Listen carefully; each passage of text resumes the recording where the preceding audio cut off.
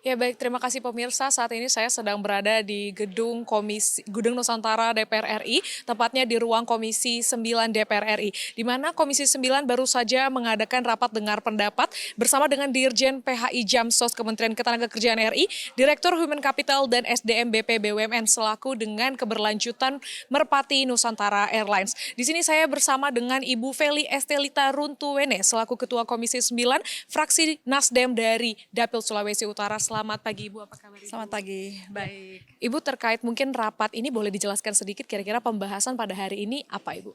Ya, ini kan berawal dari audiensi ya, dari karyawan Merpati Nusantara pada beberapa waktu yang lalu minta keadilan.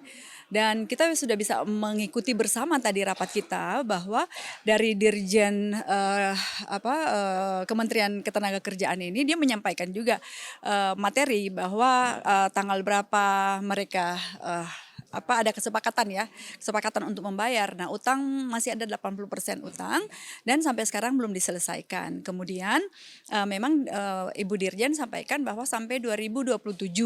Tapi kok bisa enggak ada tanda-tanda. Nah, kami selalu di Komisi 9 kalau bicara untuk hak-hak pekerja ya, kami sangat memihak ke pekerja itu sendiri.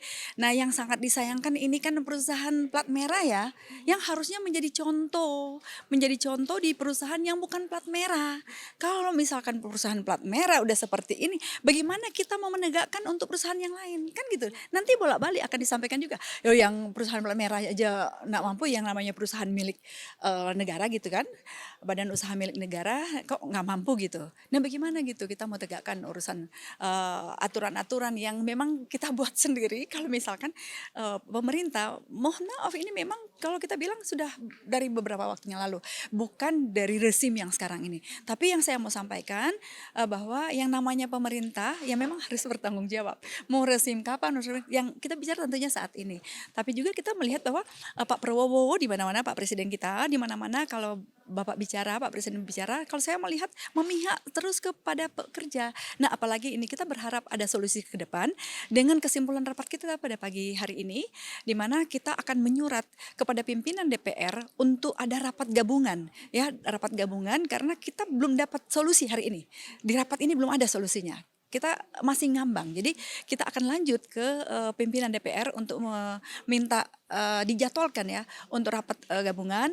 Kalau itu tidak lagi, nah kita ada yang poin berikutnya, kita bisa bikin pansus ya, karena kalau bicara perusahaan BUMN ya, yang kok bisa ya, kan dia kan ada yang namanya pengawasnya ya, masa dari waktu ke waktu terus tiba-tiba brek dan tidak mampu, utang lebih besar daripada harta yang ada, apakah harta bergerak maupun harta tidak bergerak, ini kan aneh ya, menurut kami ini aneh gitu. Jadi mungkin ini yang perlu kita dalamin dalam rapat yang nanti yang kita akan usulkan nanti untuk bisa rapat bersama dengan pimpinan DPR yang biasanya dipimpin langsung oleh pimpinan DPR untuk rapat gabungan itu sendiri. Nah, kita berharap dalam rapat itu kita bisa mendapatkan solusi. Sekali lagi Bapak Ibu sekalian, mereka ini karyawan ini yang kita ini cuma jadi contoh ya. Contoh satu yaitu PT Merpati Nusantara Airlines. Nah, banyak lagi perusahaan-perusahaan yang lain dari BUMN yang seperti ini. Nah, jadi kalau kita bicara bagaimana kita untuk memperjuangkan dari PT Merpati Nusantara, tentunya ini hal yang sama. Kita perjuangkan untuk seluruh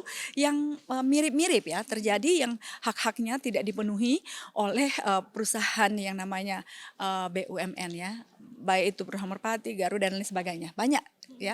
Jadi kami minta dikumpulkan satu kali aja dibahas agar ini diselesaikan. Sekali lagi, banyak sekali anggaran-anggaran kalau kita lihat juga kemarin memang kalau kita melihat kan sini APBN kita agak berat ya. Tapi juga di sisi lain kita lihat tuh ada yang macam penyitaan ya. Triliunan juga kan.